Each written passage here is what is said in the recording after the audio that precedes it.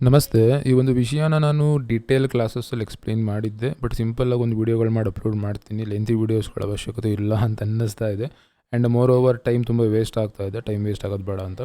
Personal year ಅನ್ನೋದು ಬಂದು ಏನಂತಂದರೆ, ನಿಮ್ಮ ಈ ಒಂದು ವೈಯಕ್ತಿಕ ವರ್ಷ ನಿಮ್ಮ ಹುಟ್ಟಿದ ದಿನಾಂಕದ ಆಧಾರದ ಮೇಲೆ ನಿಮಗೆ ಯಾವ ರೀತಿ ಲಾಭ ನಷ್ಟ ತಂದುಕೊಡ್ತಿದೆ ಅಂತ ತಿಳ್ಕೊಳ್ಳೋದು. ಕ್ಯಾಲ್ಕುಲೇಷನ್ ತುಂಬ ಈಸಿ. 2 ನಿಮಿಷದಲ್ಲಿ ಮಾಡ್ಬೋದು. ಅದಾದಮೇಲೆ 1, 2, 3, 4, 5, 6 ಈ ರೀತಿ 1 ರಿಂದ 9 ವರೆಗೂ ಅಂಕಿಗಳು ಬರುತ್ತೆ. ನಿಮ್ಮ ನಂಬರ್ ಯಾವ್ದು ಬರುತ್ತೆ, ಆ ಒಂದು ನಂಬರ್ ಮೇಲೆ ನಿಮಗೆ ಈ ವರ್ಷ ಯಾವ ರೀತಿ ಇರುತ್ತೆ ಅಂತ ಅಂದ್ಬಿಟ್ಟು ತಿಳ್ಕೊಳ್ಳೋದು ಈಸಿ ಮೆಥಡ್ ಇದು. ನಿಮಗೆ ಕೆಲಸಗಳಾಗ್ತಿಲ್ಲ, ಕಾರ್ಯಗಳಾಗ್ತಿಲ್ಲ, ಮೋಸ ಆಗ್ತಾಯಿದೆ, ದುಡ್ಡು ಕಾಸು ಹೊಂದ್ಸೋಕ್ಕಾಗ್ತಿಲ್ಲ, ಸಮಸ್ಯೆಗಳಾಗ್ತಿದೆ, ಎಲ್ಲದಕ್ಕೂ ಪರಿಹಾರ ಸಿಗೋದು ಈ ಒಂದು ಇದರಲ್ಲಿ ಲೆಕ್ಕಾಚಾರದಲ್ಲಿ. ಸೊ ಪರ್ಸ್ನಲ್ ಇಯರ್ ಏನು ಅಂತ ನೋಡ್ಕೊಳ್ಳಿ. ನಿಮ್ಮ ಟೈಮ್ ಯಾವ ರೀತಿ ಇದೆ ಅಂತ ಗೊತ್ತಾಗುತ್ತೆ. ಅದಾದ ನಂತರ ನೀವು ಬೇರೆ ಒಂದು ಡಿಸ್ಕಷನ್ಸ್ಗಳನ್ನ ಕಾಲ್ ಮಾಡಿ ಅಥವಾ ಮೆಸೇಜಲ್ಲಿ ಕೇಳ್ಕೊಳ್ಳಿ. Thank you.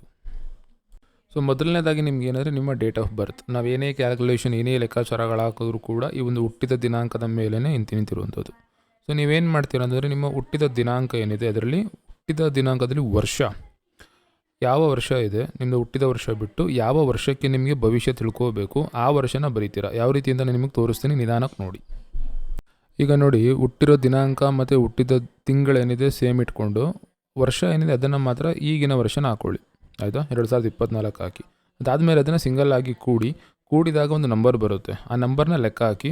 ಈ ಒಂದು ಲೆಕ್ಕಾಚಾರದಿಂದಲೇ ನಿಮಗೆ ಈ ತಿಂಗಳು ಯಾವ ರೀತಿ ಇರುತ್ತೆ ಅಂತ ಒಂದು ಸಣ್ಣ ಮೆಸೇಜ್ ಮಾಡೋದ್ರಿಂದ ನಿಮಗೆ ನಿಮ್ಮ ಇನ್ಫಾರ್ಮೇಷನ್ ಸಿಗುತ್ತೆ. ನಾವು ಈ ರೀತಿ ಒಂದು ಟೋಟಲ್ ಮಾಡಿ ಅದನ್ನು ಒಂದಂಕಿಯಾಗಿ ಇಳಿಸಿದಾಗ ಬಂದಾಗ 20 ಅಥವಾ 2 ಅಂತ ಬರುತ್ತೆ.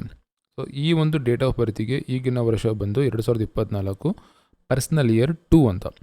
ಈಗ ನಿಮ್ಮ ಒಂದು ಪರ್ಸ್ನಲ್ ಇಯರ್ ಏನು ಬರುತ್ತೆ ಅದನ್ನು ಈ ರೀತಿ ನೀವು ಕಳಿಸಿ. ನಿಮಗೆ ಆಟೋಮೆಟಿಕ್ಕಾಗಿ ಪ್ರಿಡಿಕ್ಷನನ್ನು ವಾಟ್ಸಪ್ಪಲ್ಲಿ ಕಳಿಸ್ಕೊಡ್ತೀನಿ. Thank you. ಇವಾಗ ನಿಮ್ಮ ಒಂದು ವೈಯಕ್ತಿಕ ವರ್ಷ ಗೊತ್ತಾಗಬೇಕು ಅಂದರೆ PY2 ಅಂತ ಈ ಒಂದು ಉದಾಹರಣೆ ಕಳಿಸ್ತೀರಾ. ನೀವು ನಿಮ್ಮ ಒಂದು ಲೆಕ್ಕಾಚಾರ ಏನು ಬರುತ್ತೆ ಅದನ್ನು ಇದೇ ನಂಬರಿಗೆ ಕಳಿಸಿ. PY1, PY2, PY3, PY4 ಈ ರೀತಿ ಯಾವ್ದಾದ್ರು ಬರಬಹುದು. ಈ ರೀತಿ ಕಳಿಸಿ. ಇದರಲ್ಲಿ ನಿಮಗೆ ಸಮಸ್ಯೆ ಏನಾಗ್ತಾಯಿದೆ, ಈ ವರ್ಷ ಯಾವ ರೀತಿ ಇರಬೇಕು, ಏನು ಎತ್ತ, ಇದೊಂದು ಐಡಿಯಾ ನಿಮಗೆ ಈಸಿಯಾಗಿ ಸಿಗುತ್ತೆ. ಇದನ್ನು ನೀವು ಉಪಯೋಗಿಸ್ಕೊಳ್ಳಿ. Thank you.